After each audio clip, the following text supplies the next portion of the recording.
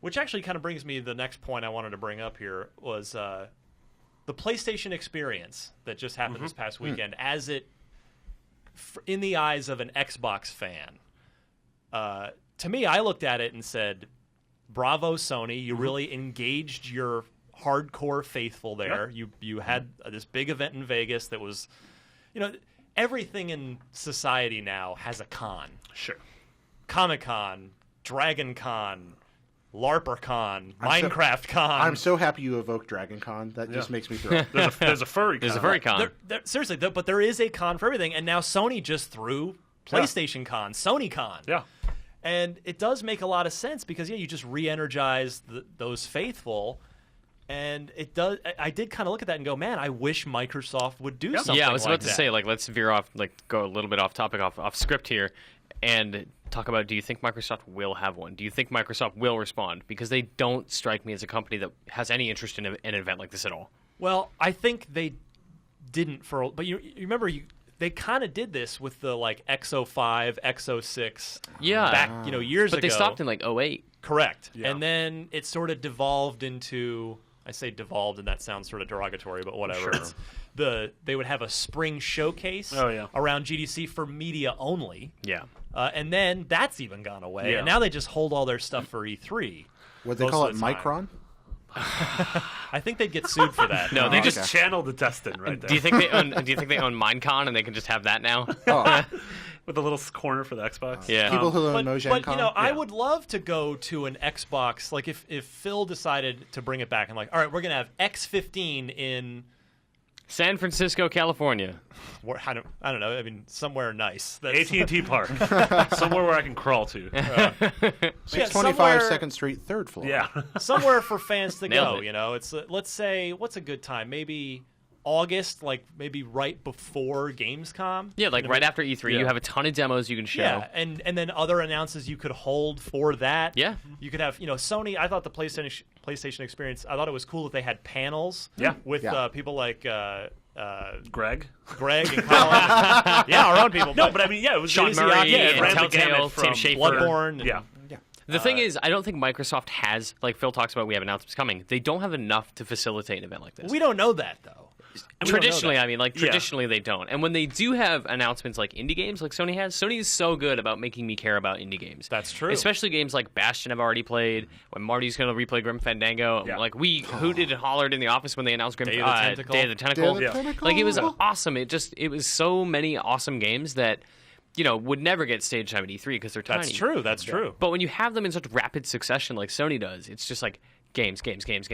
This console has 30 games coming in the next year that I now know about. That's amazing. Yep. I couldn't list 10 Xbox games off the top of my head. Well, I'd say I kind of went into this on Twitter a little bit, and I feel like the strategy, for two boxes that are fundamentally almost the same thing on the inside. Yeah. The strategies to get to the end goal, which is market domination, couldn't be more different. You've got Microsoft taking the strategy of tentpole, huge franchises that, one Halo game sells as much as half of the entire Sony first-party lineup for that year. So they go for those events, like the equivalent of a summer blockbuster. Whereas Sony has been, I wouldn't put it as quantity over quality, but just they've been content to take risks on funding all these smaller, interesting ideas that you wouldn't buy a console for any one of them. Sure. But taken as a whole, that platform now is suddenly pretty What was cool. the legendary IGN Jim Riley bet? He bet that Gears of War 3 would outsell every Sony with exclusive Colin in that year. Moriarty, and it he outsold won the Uncharted bet. 2 and God of War 3 and all of these games that you would expect to sell huge. And it's no, Microsoft's franchises, they're big franchises, they sell. But huge. I remember listening to game writers and commentators for years talk about how as the mid-level studios fell away, that wonderful PlayStation era world where smaller games and larger games could coexist on the same platform in the original PlayStation. That the great time that we had there were just big games, little games, all kinds of games coming, a great game, and that was not going to happen again. Well, it looks like somebody at Sony looked at that and said, well maybe we can find a way to make an this extent, work. I actually feel like, I don't know, maybe you guys will disagree, I feel like Sony is almost running Microsoft's own playbook from the early 360 era. Yeah. Of, yeah. of Absolutely. signing on, Yes. indies, not indies. I'm talking about like sort of lower, lesser known like PC, double B A. titles. And I don't, again, not in a derogatory No, of way, course. just Just like financially, they're not huge. They're Right. not going to get Call of Duty and Destiny and marketing. those are the games that Microsoft had all over the place in the early days on 360, and then they've sort of seemingly shifted their strategy And to it more of works. the tentpole. Shadow Complex is one of the best-selling XBLA games of all time. Yeah, like they- best-selling Xbox games. It's huge. Yeah. Like obviously aside from like multi-million discs. And I'm not saying, and I'm not knocking either strategy. I just think I think they're both. They make both consoles worth having. I said Yes. I just bought a PS4 on the Black Friday deal because Nice. I knew I wanted to have Sure. both consoles eventually, and I knew the Black Friday deal with the way the PS4 has been selling, it's probably the best deal I'm going to get for a while. And so yeah, now like I'm stoked to play the Halos and the Quantum Breaks and the Forzas Yeah. on Xbox, and I'm stoked to play the Grim Fandangos Yeah. and the Forests Yeah. on PS4. Yeah. And I think it's just awesome that we've we're covering off on all bases. But yeah, it is interesting, I think, to see the diametrically opposed strategies that seem to be going on Yeah. here. It is fascinating. I play so many PC games now that I often forget about the variety of games on consoles. Like the exclusivity thing, like this is coming to PlayStation but not Xbox because it's already in my mind associated as like being available, like The Forest. Right. You saw that trailer and you were like, I'd never heard of this.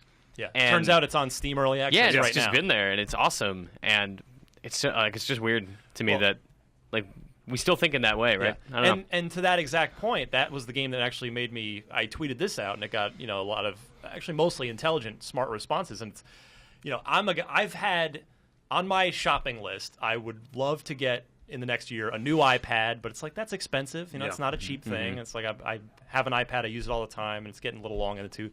And I have a really old computer.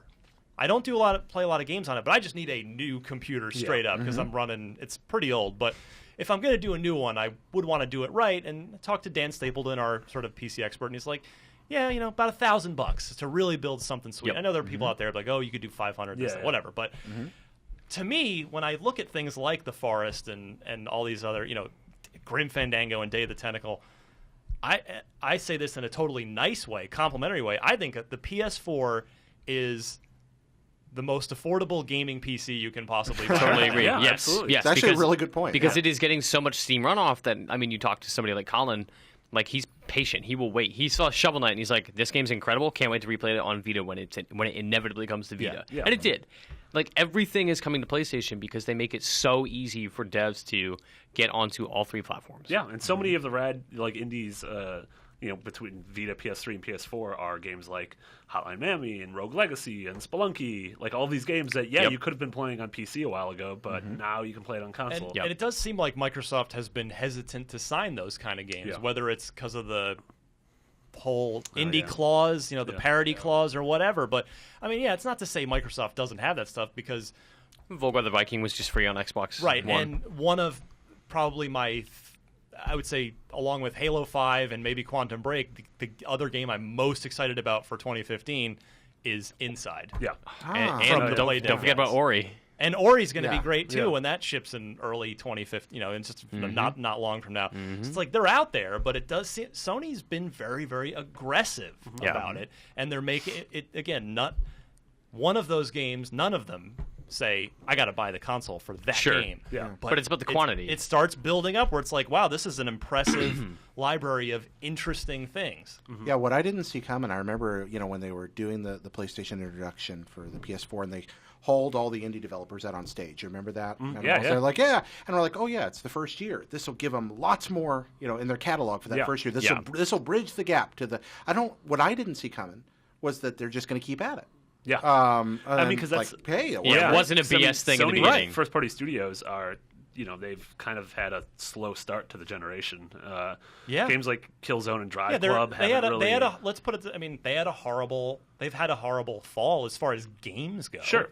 Little Big Planet 3 is the only PlayStation game of Yeah, significance. and that had a whereas- rocky launch. And Drive Club, both of and them. Drive Club, which was an online nightmare, whereas Microsoft had their own online nightmare with Master Chief Collection, but also Sunset Overdrive, Forza. which is one of my Game of the Year Yeah. picks, and Forza, which is amazing. Yeah. And we don't know. we know a lot more about what Microsoft first-party studios are doing in 2015 and 2016 than we do with Sony. That's we true. don't know what that other Guerrilla Games game is. We don't know what Sony Yep. Ben's doing. And it's already taking shape. I mean, you can see why it's like you want to have an Xbox in 2015. You look at I can predict their fall lineup right now. I'll bet you Quantum Break ships in August because Remedy is August. not known for getting things out quickly, but then when they get it out, it's amazing. So I'll bet you it's going to be like that cool August window, which right. has become popular in recent years. The get out of the way of October Yeah. window. August for Quantum Break, September is Forza Motorsport 6, October is Rise of the Tomb Raider, and November is Halo 5. That's a sick lineup. You gotta have an Xbox for that. So totally separate quality concern. Where's Yeah. Fable fit in that?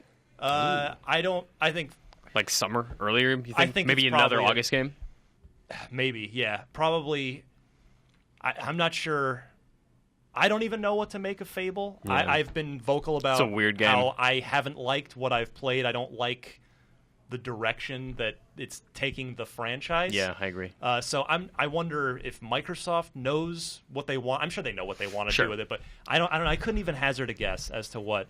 I don't think shipping Fable Legends as we have seen it as a holiday AAA game is a good idea. I think you're right. I think it's like make it a summer game. Try to get it some organic word of mouth, and maybe it'll get going. You think Forza 6 is going to come out next year? 100%. Yes. I would absolutely make another in and out bet on it. Stop! What? You guys have a gambling addiction. Come on, man. Yeah, Come that's on. the problem. I'll give you odds. He just wants more 10 to 1? He hamburgers. just wants more hamburgers. It's like what's- Wimpy. Yeah, So there's a- then what's 2016? Crackdown and Gears? Crackdown, Phantom Dust, Gears of War. Gears will be the November game. I would also bet there's a Gears Rare's of War Battletoads? collection next year. Yeah. There's a good chance. Like 1, 2, and 3 in like Yeah. No September, Judgment October. thrown in there? Just the No. Marcus Phoenix? No. Marcus Gears of Phoenix War collection? collection. Boom! I did it. You're welcome, Phil. I did it. Take that one It's straight to the working. bank. Take it to the bank and love the it. check will bounce. Isn't it like the third like Anakin Skywalker thing you've done today? I've been doing You're a doing- lot you're of doing Anakin stuff today. You have been. I love that Jake Lloyd. Facebooking with He's Jake going Lloyd. places. Facebooking with Jake. Is this pod racing? I can't tell. Is this? This is pod racing. Okay. I got it.